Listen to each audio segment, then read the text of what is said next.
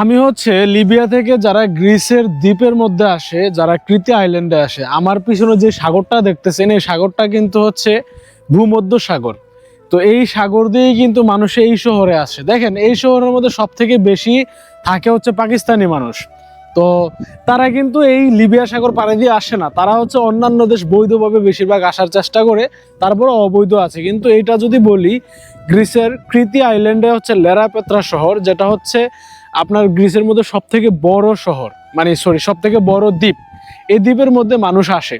তো এই সাগর পাড়ি দিয়ে কিন্তু লিবিয়া থেকে মানুষ গ্রিসে আসে। তো আমি আপনাদেরকে বলবো, দেখেন ভাই, বর্তমানে গ্রিসের ওয়েদার দেখতেছেন, পিছনের ওয়েদারটা কিন্তু অনেক খারাপ। তো এই মুহূর্তে যদি আপনি লিবিয়া সাগর পাড়ি দিয়ে আসেন তাহলে কিন্তু জীবনের ঝুঁকি আসে।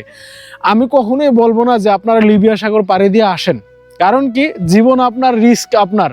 আপনি আসার সময় যদি মারা যান এই পথে, তাহলে আপনি দোষ দিবেন কাকে? যে লিবিয়া কিংবা সিলেট কিংবা হচ্ছে মাদারীপুরের দালাল, তাদেরকে ধরিয়ে দিন, তাদেরকে আইনের আওতায় আনা হোক, তাদের বিচার হোক, তাদের ফাঁসি হোক, তাদের এই হোক সেই হোক। দেখেন ভাই, তাদের কোনো দোষ নাই। আপনি জানেন যাতে তারা আপনাদেরকে মাফিয়া, তারা আপনাকে হচ্ছে আটকাইয়া আপনাকে 20-25 লাখ 30 লাখ টাকা আপনাকে হাতিয়ে নেবে আপনার কাছ থেকে। তাহলে আপনি কেন এই পথে আসবেন? অবশ্যই এই পথে আসবেন না। কারণ কি, এই পথটা হচ্ছে অনেক একটা রিস্কি পথ।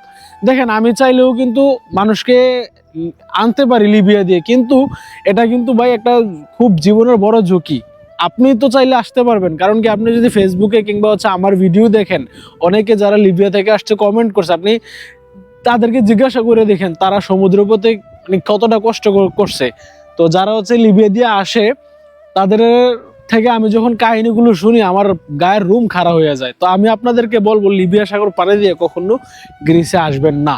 ঠিক আছে, টাকাও যাবে, জীবনও যাবে। আর যদি আসেন, দেশে জানাজার 40 পালন করে আসেন। ভালো থাকবেন।